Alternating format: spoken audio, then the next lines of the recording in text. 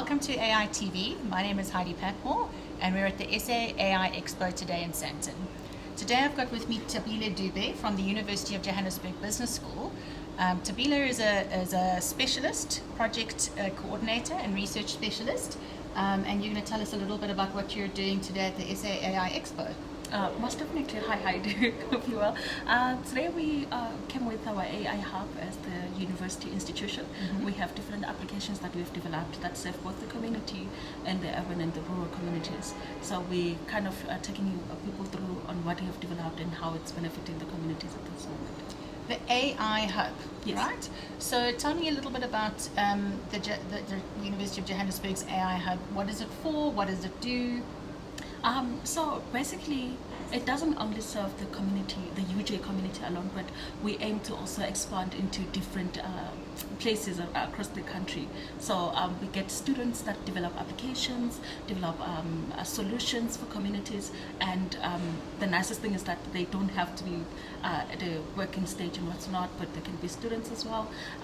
They're still undergrads, most of them, that are developing the solutions. So yeah. Okay, so the AI hub is mostly for UoJ students who are studying what kinds of subjects? Like what are they, what's their background, what kind of courses are they doing, why are they part of the AI hub? Because I became part of AI myself without having a background in your computer sciences, mathematics and so forth. So I don't think we kind of, as much as the perception is that people from the computer sciences will be the one to go through with the entire subject. Everyone, I think anyone with any background, as long as you are interested into learning more, I think UoJ does offer like a 1-year course of AI whereby students can just kind of introduce themselves. It doesn't, one thing about AI, you do not need to be too technical. Mm-hmm. You do not really need to be a coder or some sort. You can literally learn the soft skills of AI. So anybody from any background, any course that you're doing, bear in mind that AI does not only work for computer sciences and all that, but then it is across disciplines. So we can implement AI in social sciences, in humanities, and so forth. So yes, most definitely. Yeah. That's amazing. And what kind of skills do you find are most in demand by students when it comes to AI? I think most students are more focusing on that they need to kind of learn with this. I think it's a misconception in a way, but I think understanding the languages, the coding languages. Yeah, even if you're not really a coder per se, but having the perception of understanding how something was developed and came about, I think it will really give you a nudge to the right direction. And when they do the AI course at UoJ, what kind of skills do they leave with at the end? Like, is it just like how to prompt ChatGPT? Is it how to write an algorithm? Like, what kinds of things do the students learn? So I think when I did the course, it really didn't go deep into how to prompt on ChatGPT and so forth, although the institution will provide all of those. But this particular course, it just kind of gives you an introduction to AI, the ethics in AI, how to use AI in a complying kind of environment, especially within the university, whereby we might find students using a whole lot of AI in writing. So it kind of gives you the ethics, the governance around the AI kind of thing. So, yeah.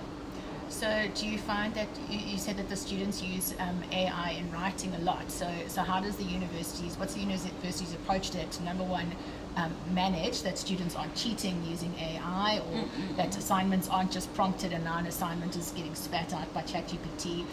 What guardrails does the university have in place for that? So far, I think with UoJ, a student cannot get more than 30% of AI on their document, which is what they're trying to push. But then, there are a lot of other communications. The institutions are trying to come up with well-aligned how to deal with AI. I mean, if we have cases of UCT whereby the student didn't do when they caught them using AI and so forth, and there was a little bit challenges and so forth. So we have whereby we try not to be, AI cannot be really accurate. So we're still trying to draw the lines. Make mistakes. Yes, it can make mistakes. It can what do you call it?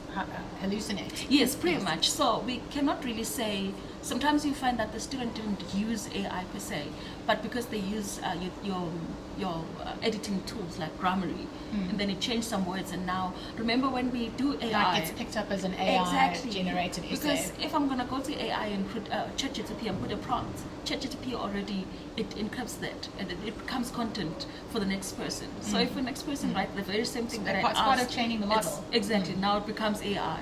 So I think universities and many other institutions are working around on how they can kind of have some governance around the AI thing. So pretty much, yeah. Amazing. And I definitely seems like there's this trend amongst young people where they have the fear of God put into them about choosing a career that's not going to get disrupted by AI or replaced by AI. And I think every industry is facing this, whether it's law or education. You know, I believe that there's a big uptake in hospitality because people are like, well, AI can't make our food, which, I don't know, robotics can get quite sophisticated. So are you seeing that, is there alarm amongst students about the impact of AI on them getting jobs or being able to do their job? What's the sentiment amongst students at the moment? I think indeed a lot of students are now running to the courses like, I want to do mathematics, AI cannot kind of come to that, computer science and so forth. But I think in an overall approach, I think this is the time whereby institutions also start on upskilling the students on those skills, because the more we have these AI tools being implemented, the more we need to upskill. Not necessarily people losing their jobs, but they just need to upskill to the right direction of jobs. That's the most important thing. If we can just start a bit of focusing where the future is, and we start upskilling along those lines. So yeah. And that raises an interesting question. What do you think the future of AI is in education or in students picking a career, choosing what to do, how it's going to impact what they do in their work when they leave university? I think, well, just a fun fact, I'm from the tourism kind of thing course. Wonderful. So, AI in tourism. Okay, pretty wild.